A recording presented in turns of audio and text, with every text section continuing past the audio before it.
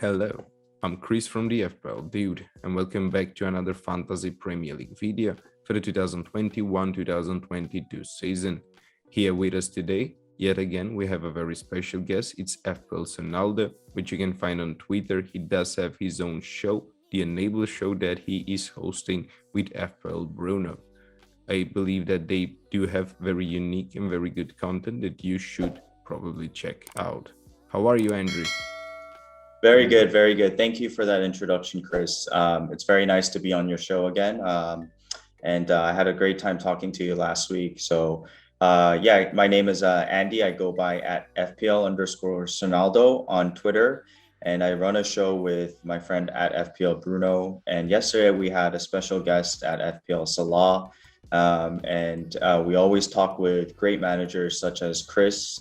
So please join us on Twitter at any time, but thank you for that plug. How has the week been going so far? This was a terrible game week for most of us FPL managers. Ronaldo failed and so many other things happened. How is it going for you? Yeah, it's been a wild game week. I think the Ronaldo captaincy failure, was off to a bad start for me, but at the same time, 150% effective ownership. So that many more managers suffered. So I don't think it, was a huge effect, although Salah and Antonio both got away with some points. So a very interesting week. And, I already have so many thoughts that I can present to you, but maybe as we go along this video, I can share some of those thoughts about some eye test stuff that I saw this week. Yeah, that is exactly something we can do. How does your team look like right now, and why would you like to use the wildcard?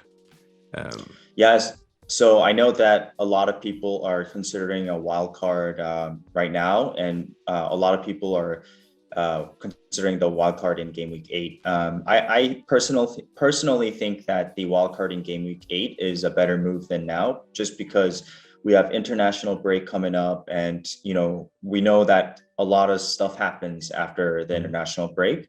So I would advise to hold unless you really have to make the move now. It's not too bad, but when you do a wild card now, don't look too short term.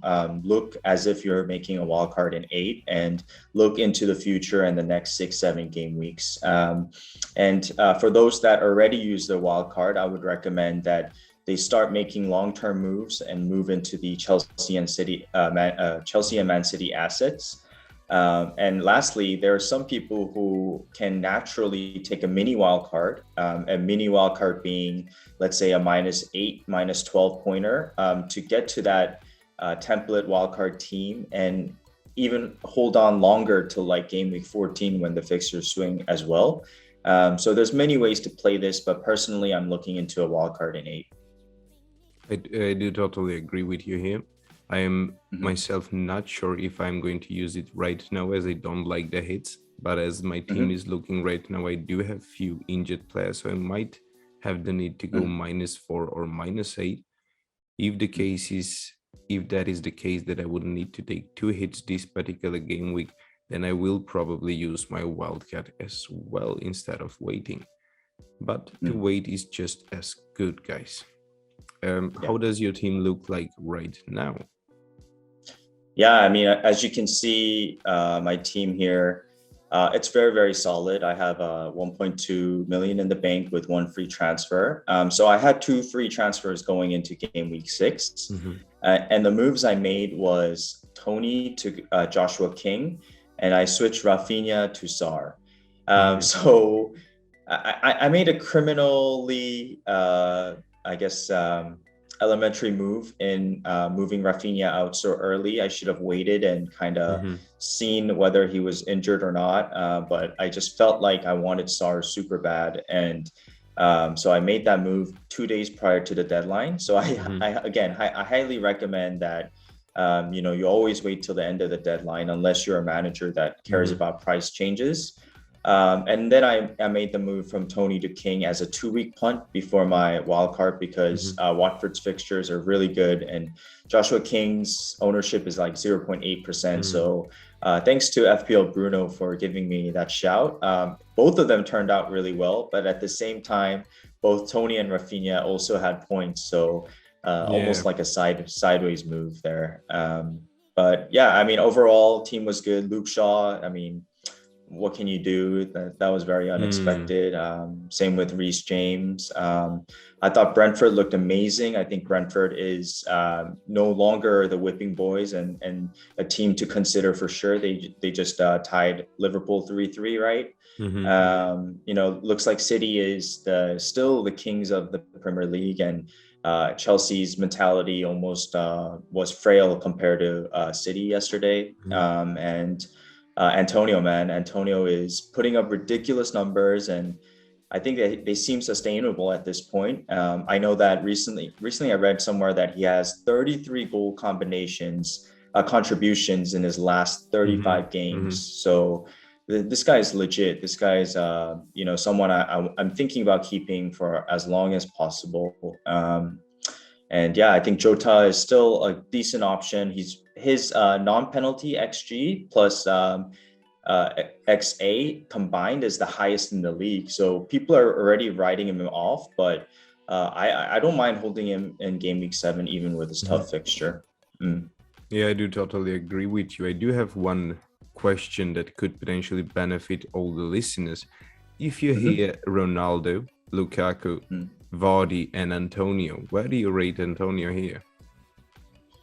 I think, you know, you take out the price, and I think Antonio's top right now in terms of points and production. And, you know, like, here's the funny thing about FPL, right? I went into this game week knowing that the 3 captain options were Salah, Antonio, and Ronaldo. I actually believed more in Salah and Antonio than Ronaldo. And the reason is because I think Salah is the best player in the league right now, and he's hitting the form that we once knew he had, like, you know, at his best, at his peak. So really, you know, Salah looks amazing this season, and Antonio is just, again, putting up sustainably ridiculous numbers. And I just had this gut feeling that he was gonna maybe get 2-3 goals. He came out with 1, but you know, with all that being said, I ended up going with Ronaldo because of, you know, this mass mentality and how people, you know, go for the effective ownership in the end. So unfortunate there, but it is what it is. Yeah, it is what it is, as it seems. Yeah, Antonio does seem to be one of the highest rated strikers right now, and I do expect him to continue to do very good, as he does seem to be extremely good player no matter the opposition.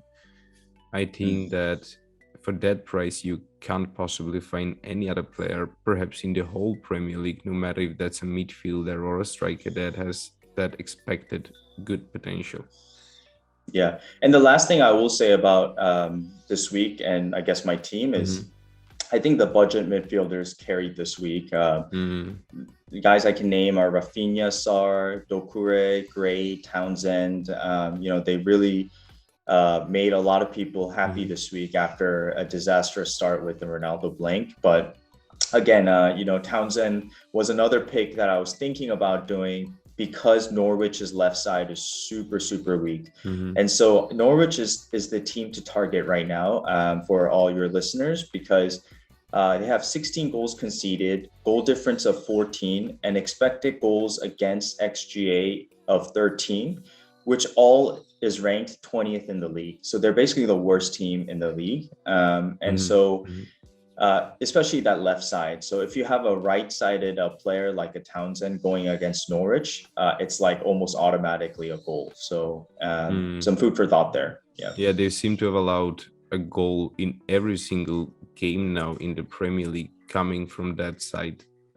Yeah, so I absolutely. do expect them to continue allowing those goals.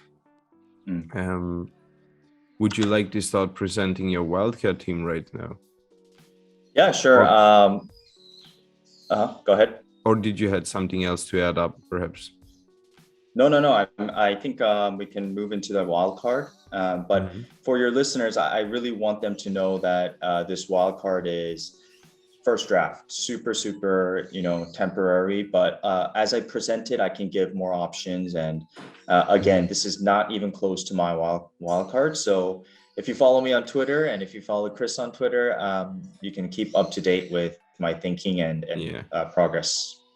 We will maybe even post an updated video version of the wildcard team if we now choose to go for a wildcard team before the deadline or something similar. Absolutely. Yes. So what goalkeeper would you like to bring in or keep in your team now if you were using a wildcard? What goalkeeper do you expect will do best for his price? Yeah, there's a very interesting discussion right now on goalkeepers. And the discussion is how valuable premium keepers are this year. Sorry, hold on. Apologies. So there's an interesting discussion on FPL community on Twitter about how the premium keepers are really delivering this year. Actually, if you look at the top, let's say 20 points overall points this season, the top 4 keepers are right up there. So I'm talking about Mendy, Ederson, Allison, and Aloris even are all up there. But again, I'm against the idea of having a 6.0 keeper because, it's just, as FPL Salah says, FPL is about risk management, and that 6.0 is a lot of money to invest back there when you can use that 1.5 to spread it out. And it's a game of combinations. Shout out at Ray. So I prefer to keep it at the 4.5, and there's some really good options right now. I think Sanchez is my keeper right now, and I don't mind holding on to Sanchez, but I'm very interested in Raya. I think I was super impressed by his reflexes and his just ability, his positioning as a keeper. And against Liverpool, he was fantastic. So I think Raya will rack up those bonus points and saves against the tougher opponents. And then because Brentford's defense is so good, I think they could do really, really well and kind of get some clean sheets, hopefully, against the weaker sides. So for me, I think Raya is my standout. A lot of people are also considering Keita from Crystal Palace. So those are my 3 options right now. Yeah, I do totally agree with you. These cheap goalkeepers should be able to do very good, mainly because in those games they can't keep it clean. They do usually get that bonus for saves made. But if you go for players like Allison and Addison, if they lose their clean sheet, they don't usually get that bonus for saves made. So you might lose out on many points going ahead, guys. So as for the defenders, any defenders that you believe are to keep or to bring in, so to stay from Game Week 7 and onwards? Yeah, the defenders are key this season so far. Things might change down the line, but there's so much value in the defense right now, and I highly recommend you invest in the defense. I'm totally for a 4-4-2 or 4-5-1 or a a strong 4-back defense as well. I think that's totally a viable option. But yeah, personally, I think there's some good enablers here, right? So my 2 cheaper defenders would be Livramento and Duffy. Livramento looks like a fantastic option at 4.2. It's kind of a no-brainer to have in your team. And Duffy I really like as well because I had Dunk since the start of the season. Again, this was inspired by FPL Salah, but Brighton defense is really, really good. And Dunk at 5.0 was supposed to be what Duffy is, but Duffy all of a sudden popped out of nowhere and he's 4.3. So you're getting the same basically quality of an FPL player for 0.7 cheaper. So I think Duffy and Livramento are going to be in my team as rotation and also playing. And one of the reasons why I am wildcarding is because my bench is so weak. So those are good fillers and good bench members that at least will play. So I would start there. And then, I'm rambling here, but Trent, is the best player in FPL by far. Maybe not by far, but for certainly one of the best, if not the best player in FPL. I mentioned it in your video last week. At 7.6 now, 7.5, you're getting a Liverpool right forward, right winger. He's not a defender. He's a right winger that gets clean sheet points. Not so much this year so far, but has the potential to get clean sheet points, as well as bonus points and this and that. And Trent's crossing is so good that I would take one Trent cross over 20 Traore crosses, as I mentioned before. So Trent is just a must, and also his ownership is so high. I know that his ownership in game week 6 was like 80%. I think that includes captaincy as well. So maybe it's not that high, but it's super high enough that if you don't go with him and you go against him, you're going to be in trouble. So those three are locks for me. And then it gets fun because you have to invest in the City and Chelsea assets. Chelsea finally broke their duck and finally got scored on. But I think there's two options here. I think you go for Rudiger or Alonso, because I do believe Reece James is going to be out for 4-6 weeks, which is quite a long time. Personally, I like the safer pick in Rudiger. So I'm going to go with Rudiger most likely, but Alonso is, again, like a Trent, like one of the best FPL assets if he's locked to play. But with Chilwell lurking around, I just don't know how good of an option he actually is going to be. So again, I really like the Rudiger pick. And then when it comes to Man City defense, it's between Diaz and Cancelo, and I'm 50-50 on this. I have Diaz right now, but again, because I think Diaz will start more, but this season has been different. Cancelo has been, starting a lot. So I can see why Cancelo is another good option here. Yeah, so I do agree with you there. Trent Alexander-Arnold does seem to be one of the most creative Premier League defenders. He's attempting a lot of assists, he's taking a lot of shots, so his attacking return potential is by far the highest out of all defenders in the Premier League, guys. As for Rudiger and Diaz, yes, they are a very good way into a very good and informed teams that are expected to do good, mainly because they do have very good fixtures and because these teams are an elite teams that usually keep it clean. I would, sorry, Chris, I would also like to mention for the last thing, why I think Duffy is a great option is because from game week 8 through 13, Brighton have one of the best fixtures defensive wise. So he's just like a no-brainer enabler, and as well as Ben White. I would like to mention Ben White as well, because I think Arsenal have a good stretch of fixtures as well. Yeah, I do hope he does good. I'm an Arsenal fan myself, so I want to see Arsenal doing bad. I don't trust them anymore, so I wouldn't not know what to say about Arsenal. I'm a bit blinded when it comes to judging Arsenal players and Arsenal and stuff like that. But yeah, Ben White should be able to continue to do good. So just to be clear, you would then have Alexander-Arnold, Rudiger and Diaz to be your starting defenders, while Duffy and Livramento to be their replacements. Yes. Anything For else now. Anything else you would like to add to the defense, or we can move on to the midfielders perhaps? I think that's pretty solid. That's how far I've thought about it so far. We still have a lot of time. Now, when we move on to the midfielders, I would first of all like to ask you, what are going to be the two midfielders that you believe are a must-have? Then we can potentially go and discuss the rest of them. So, yeah, surprisingly, I'm going to say Salah and Rafinha. Maybe not Rafinha, but I will say Salah is just automatic. And then it gets fun. Yeah. So yes, Salah and Rafinha then. And any other midfielders that you would like to bring in on a wildcard team right now that you think will be able to do good now for the next couple of game weeks?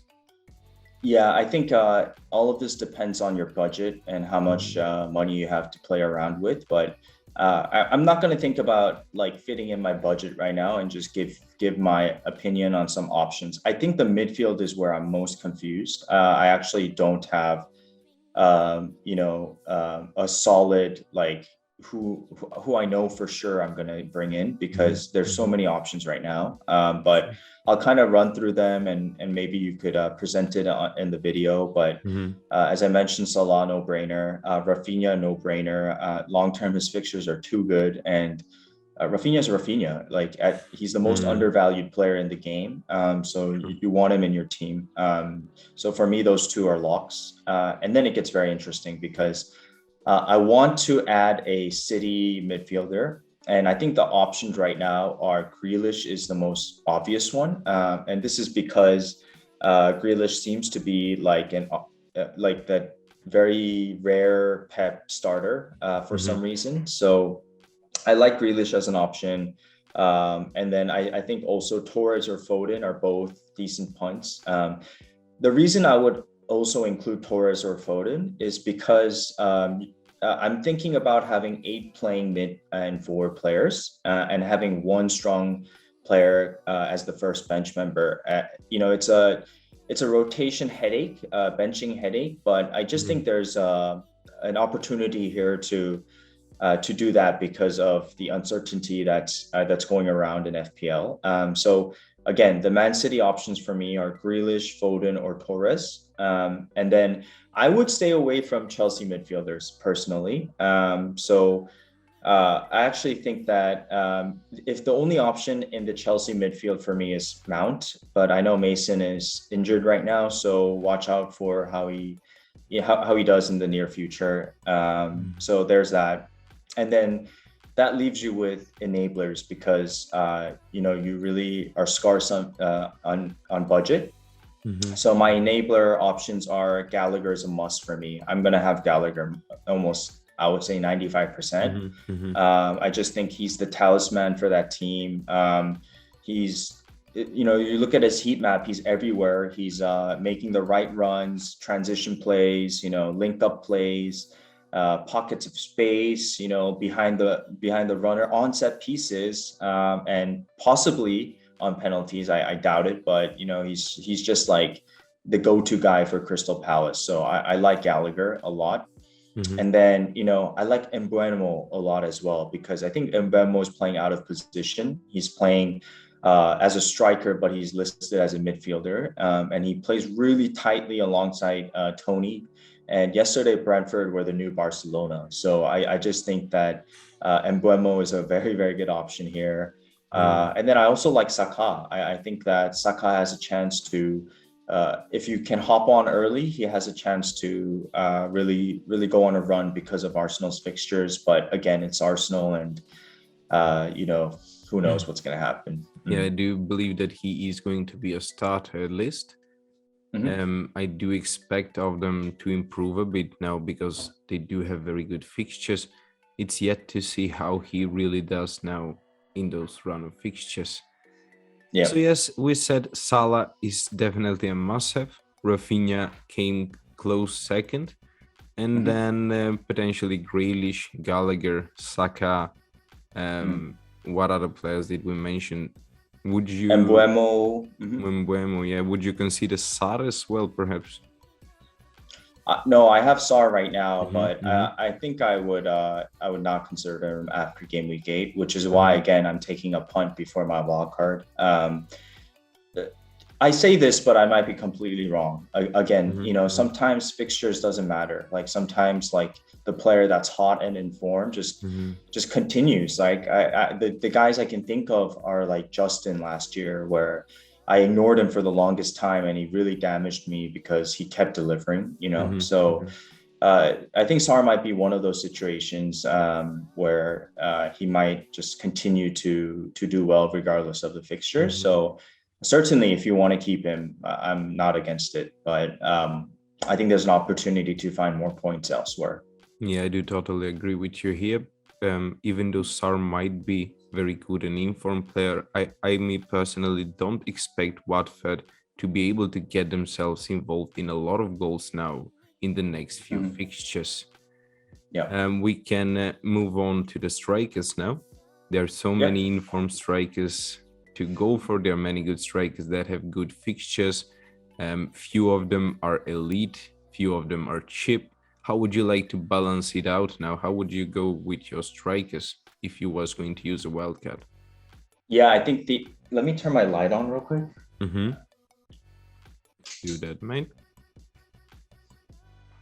Yeah, so there you go. So I think that the essential question comes down to Lukaku versus Ronaldo, right? I think a lot of people are really thinking about what to do here. And for me, I don't like having both. And the main reason is because of captaincy. I think if you're not going to captain one of them, that's just too much money to have in one player, where you can get the same amount for half the price, basically. If you know what I mean. So, for example, like instead of having Ronaldo, you could have Jota, for example, and for half the price, you get the same amount of points. The reason you have a premium is because premiums consistently deliver, and most likely you're going to captain him. So if you're not going to captain Ronaldo from game week 9 to 13, I don't see the point in having him. And also, yesterday's game week 6 game showed that Salah is way better than Ronaldo right now in terms of statistics, underlying stats, right? Stats aren't everything, but it should certainly help you make decisions in FPL. So for me, it's an easy move from Ronaldo to Lukaku. Now, when you do this, is up to you, right? You can hold until game week 9 and make that move then. You can make the move now, or you can make the move in game week 8. It's up to you. But in game week 8 wildcard, I don't want to plan a transfer, so I'll make the Lukaku move. So Lukaku is going to be in my forward line. And then again, as I mentioned in the beginning, Antonio is just a no-brainer. I don't care about his fixtures. His fixtures are actually decent. But Antonio, again, has 33 goal contributions in his last 35 Premier League games. So just a stud, just a ridiculous monster. So I love Antonio. I'm going to keep him. So Lukaku, Antonio are in my team. Another option instead of Antonio could be Bamford if he returns, because Leeds fixtures are pretty decent. But I'm not so high on Leeds. I think there's inherently a systematic problem at Leeds right now.